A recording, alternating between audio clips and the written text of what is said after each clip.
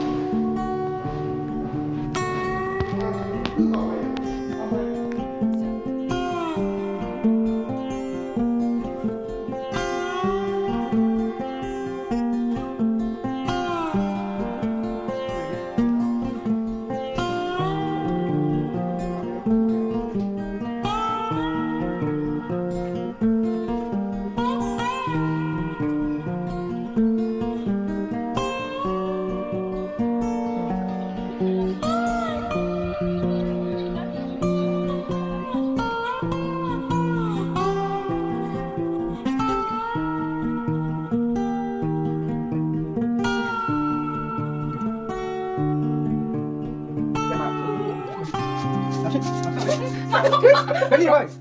Cái này dùng đâu? Hả? Anh xe đâu có thấy nữa. Lấy chân xe đâu có thấy.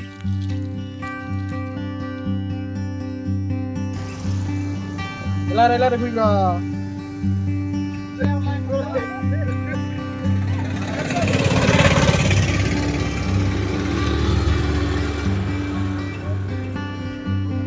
Anh ở đây giờ đã có biết chỗ không? Dua orang kau semua. Bisa pilih nak lah. Oi, jalan lebih nak benda. Ang singo semua sana dong. Itu bisa pilih mana? Oh. Ang sana kau. Nah, di mana nai? Ngau mati. Ang nabi hendak ngau. Nung bang oh, nung oi. Ngau mati. Ngau. Oi, nene beli nama. Oi, ang di sini pasnya. Oh, dia ngomot. Nah, oi, bina, alon lah sih. Aku ada. Beri, oi. Bina, ngomot. Dia semua no. Kamera. Ayah. Anu makan serong. Student per nih. Student per. Mama rengke. Mama rengke.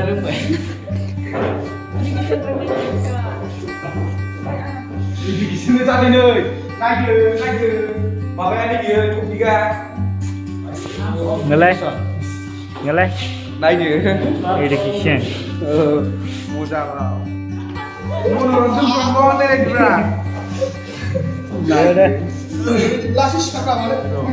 Đừng đi cứ làm phát ra gần chấp để. Ready? Hẹp có snore đấy. Thôi đi.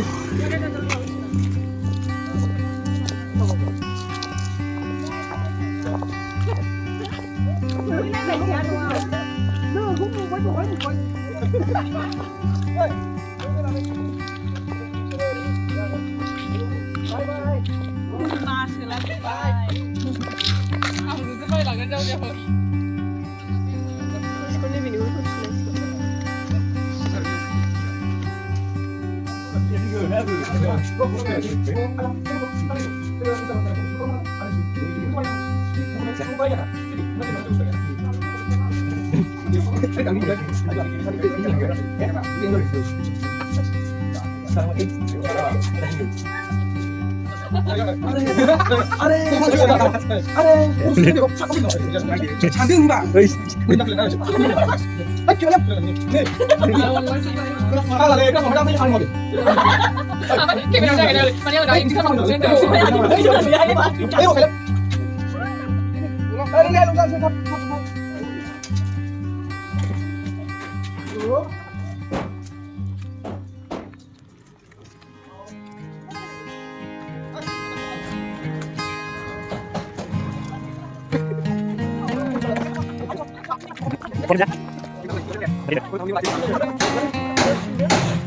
बैफोर लेंहरजोब गासिबो direction होग्रा बाबु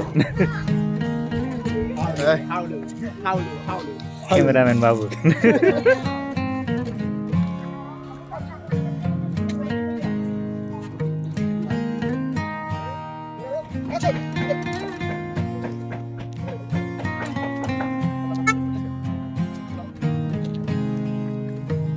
Đấy.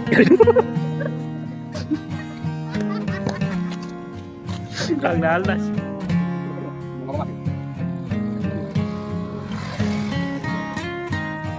Udah sini. Udah sini.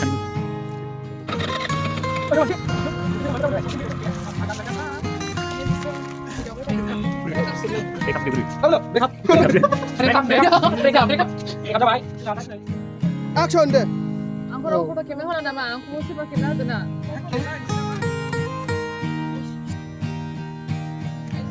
This is unnecessary. Pelayang. Ready? Cik pila baik tak? Guru. Dan masih. Rolling. Action. Dah udah deh. Hendak. Ini deh, huri ini simpul. Aku orang foto kamera nama. Huri nama. Foto kamera tu nak. Ini hot.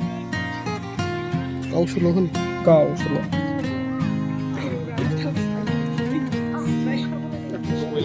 Belik sih ada. Kau harus ini dari Jawa karena tapi ya doa ini kalau boleh bang. Modis K-pop. Ya. Tu. Oh, ini Saya apa ini datang dengan nama saya deh. Ngomong pulau ke sana aja. Dah cukup belum kan? Belum. Yang kembali. Ngomong kuri lapis apa? Ini sih apa istilah berapa ini? Mesti pas nanya. Bang dah dua. Oh, bas. Ready? Rolling. Action.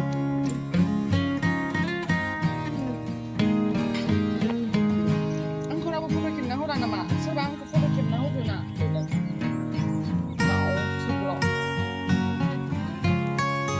Jika aku tu kita dia sak kalam kita.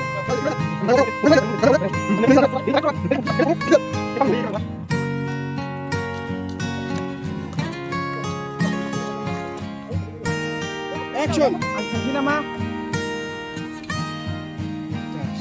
Sudah. Langsung dia. Eh, nak sakit je. Ready? Let's still on her to result. Siap. Lain apa dia? Sudah lah, dek. Eh, ni hendak.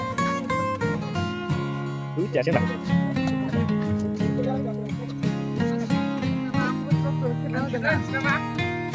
Hari, kurus ini bapa biar sak kalam.